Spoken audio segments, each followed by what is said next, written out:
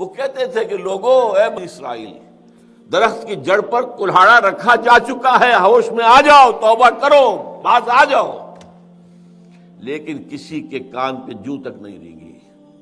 وہی کام میں کر رہا ہوں، 10-15 سال سے کر رہا ہوں، ہوش میں آؤ، تباہی اور بربادی تمہارے جو ہے دروازے پر کھڑی ہوئی ہے، برباد ہو جاؤ گے۔ یہ محل تو تم نے بنا لیے ہیں ڈیفنس آف سوسائٹی کے، ان میں رہنا تمہیں نصیب ہوگا یا کوئی اور آ کر رہے گا۔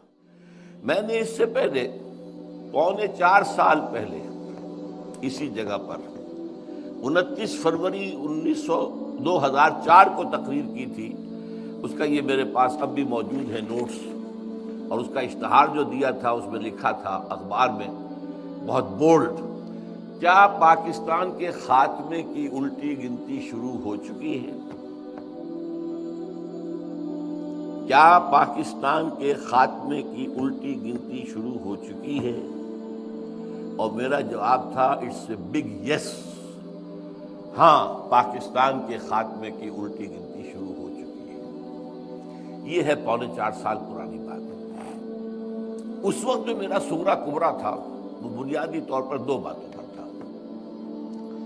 ایک یہ کہ پاکستان اپنا ریشنیلے کھو چکا ہے۔ وائی پاکستان، جس مقصد کے لیے اسے بنایا گیا تھا، یہ کسی نسلیت کی بنیاد پر نہیں بنا تھا، کسی لسانیت کی بنیاد پر نہیں بنا تھا، کسی وطنی قومیت کی بنیاد پر نہیں بنا تھا، یہ تو بنا تھا اسلام کے نام پر۔ اور ایک انتہائی سمجھیے کہ خونی بلڈی جو ڈویژن تھی، دی گریٹ ڈیوائڈ، ایک بڑی کتاب لکھی گئی تھی دی گریٹ ڈیوائڈ، تاریخ انسانی کی عظیم تقسیموں میں سے وہ تقسیم تھی۔ لاکھوں انسان مارے گئے تھے، کروڑوں انسانوں کی تبادلہ آبادی ہوا تھا، ادھر سے ادھر، ادھر سے ادھر۔ یہ کس لیے تھا؟ اسلام کے لیے۔ اب ظاہر بات ہے کہ جب یہ ایک آئیڈیالوجیکل اسٹیٹ تھی اور یہاں وہ آئیڈیالوجی جو ہے نہ پروموٹ کی گئی نہ نافذ کی گئی، تو it has lost its reason d'être۔ Pakistan has lost its justification, it's a failed state. یہ بات جو ہے ثابت ہو چکی ہے کئی سال پہلے۔ تو پہلی بات تو یہ کہ پاکستان کا جو ریشنیلے ہے، ریزون d'être ہے، وہ ختم ہو چکا ہے۔ اور دوسرا مذہبی اعتبار سے یہ کہ ہم نے اللہ سے جو بدعہدی کی، وعدہ خلافی کی، اس کی زبردست سزا ہمارے اوپر مسلط ہو چکی ہے۔ اس کی ایک سزا ہے معنوی سزا، وہ فزیکل نہیں ہے، معنوی ہے۔ وہ کیا ہے؟ نفاق ہمارے دلوں کے اندر پلا دیا گیا ہے۔ دنیا کی منافق ترین قوم ہے مسلمانان پاکستان، منافق ترین قوم، اس لیے کہ اللہ کا قاعدہ ہے، اللہ نے بیان کیا ہے قرآن میں، جب کوئی قوم اللہ سے کوئی عہد کرتی ہے، اے اللہ اگر ہمیں یہ دے دے گا تو ہم پھر تیرے بڑے نیک بندے بن جائیں گے اور یہ کر دیں گے اور وہ کر دیں گے، اللہ وہ وعدہ پورا کر دیتا ہے، تو اس کے بعد وہ وعدہ خلافی کرتی ہے قوم، تو اس کی سزا کیا ہے؟ فَعَاقَبَ فِي قُلُوبِهِمْ نِفَاقًا، ان کے دلوں میں اللہ تعالی نفاق پیدا کر دیتا ہے دنیا کے اندر۔ یہ معنوی سزا ہے۔ اس نفاق کی وجہ سے باہمی منافقت ہو گئی، نفاق ہو گیا۔ اب وہ قوم نہیں رہی، قومیتیں ہو گئی۔ وہ قوم اب کہاں ہے؟ وہ جو قوم ایک تھی، ایک جھنڈے تلے، مسلم لیگ تلے، وہ قوم اب کہاں ہے؟ ڈھونڈ اب اس کو چراغ رخ زیبا لے کر، اس کا تو کوئی وجود ہی نہیں ہے۔ قومیتوں میں تحلیل ہو چکی ہے، عصبیتوں میں تقسیم ہو چکی ہے، علاقائیت بھی ہے، نسلیت بھی ہے، لسانیت بھی ہے، اور مذہبی تفرقے بھی ہیں، وہ تو پارا پارا ہو چکی ہے۔ اس اعتبار سے نفاق باہمی، یہ نفاق کی ایک شکل ہے۔ نفاق کا دوسرا نتیجہ ہوتا ہے کردار کا دیوالہ نکل جانا، جو حدیث میں آیا ہے، 2 حدیثیں ہیں۔ منافق کی نشانیاں 3 ہیں، جس میں تینوں ہیں پکا منافق ہے، اور جس میں ایک ہے تو اسی درجے میں منافق ہے۔ جب بولے جھوٹ بولے، جب وعدہ کرے خلاف ورزی کرے، جب امین بنایا جائے تو غبن کرے، خیانت کرے۔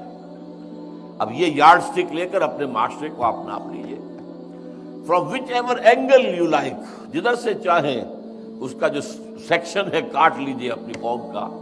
معلوم ہوگا کہ جو جتنا بڑا ہے اتنا ہی بڑا جھوٹا، جو جتنا بڑا ہے اتنا ہی بڑا وعدہ خلاف، جو جتنا بڑا ہے اتنا ہی بڑا غبن کرنے والا، بلینز کے غبن ہوتے ہیں۔ تو کہا جا رہا ہے 90 کھرب روپیہ جو ہے وہ بے نظیر لے گئی، اللہ جانے۔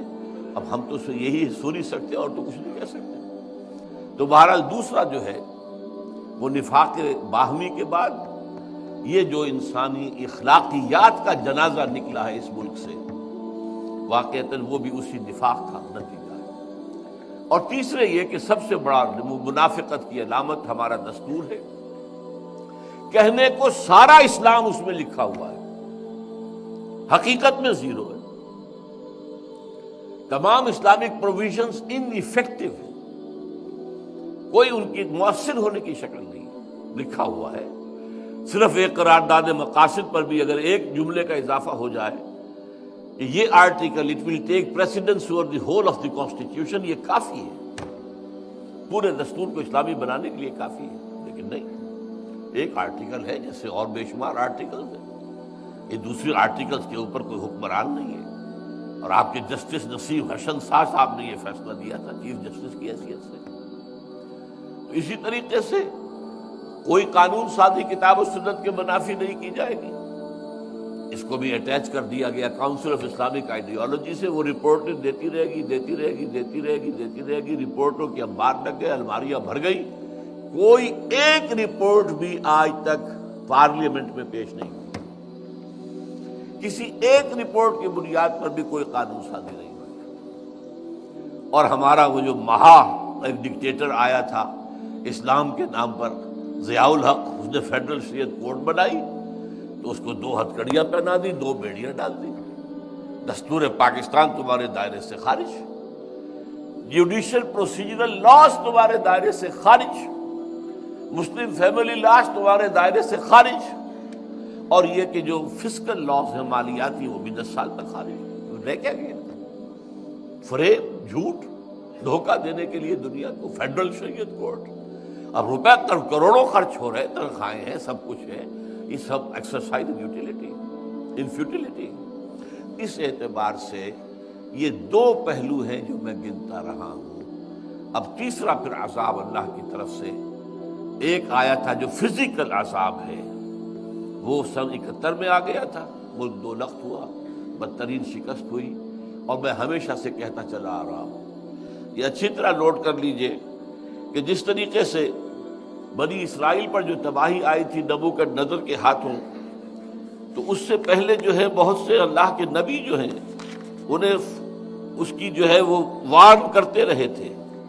ان میں سے میں کچھ نام بھی نوٹ کر کے لایا تھا، یشعیاہ، یرمیاہ، حزقیل۔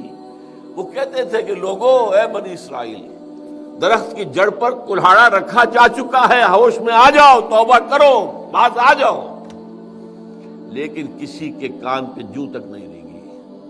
وہی کام میں کر رہا ہوں، 10-15 سال سے کر رہا ہوں، ہوش میں آؤ، تباہی اور بربادی تمہارے جو ہے دروازے پر کھڑی ہوئی ہے، برباد ہو جاؤ گے۔ یہ محل تو تم نے بنا لیے ہیں ڈیفنس آف سوسائٹی کے، ان میں رہنا تمہیں نصیب ہوگا یا کوئی اور آ کر رہے گا؟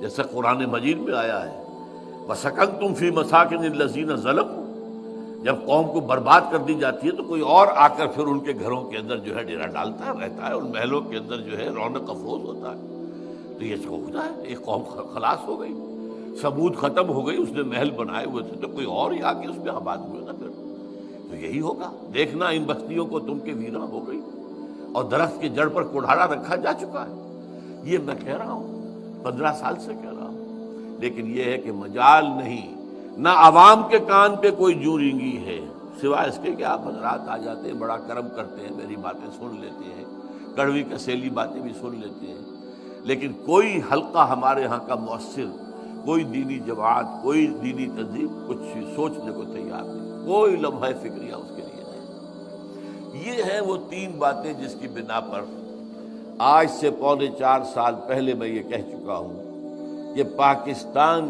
کے خاتمے کی الٹی گنتی شروع ہو چکی ہے۔ اب آج جو کچھ میں کہہ رہا ہوں آپ سے وہ یہ ہے کہ آج محسوس ہوتا ہے کہ وہ گھڑی بالکل سر پر آ گئی ہے، تباہی عین ہمارے دروازے پر آ کر دستک دے رہی ہے۔ ایک آتش فشاں ہے جس پر کہ اس وقت ملک بیٹھا ہوا ہے. یہ پھٹے گا تو کیا ہوگا اس کا آپ اندازہ نہیں کر سکتے.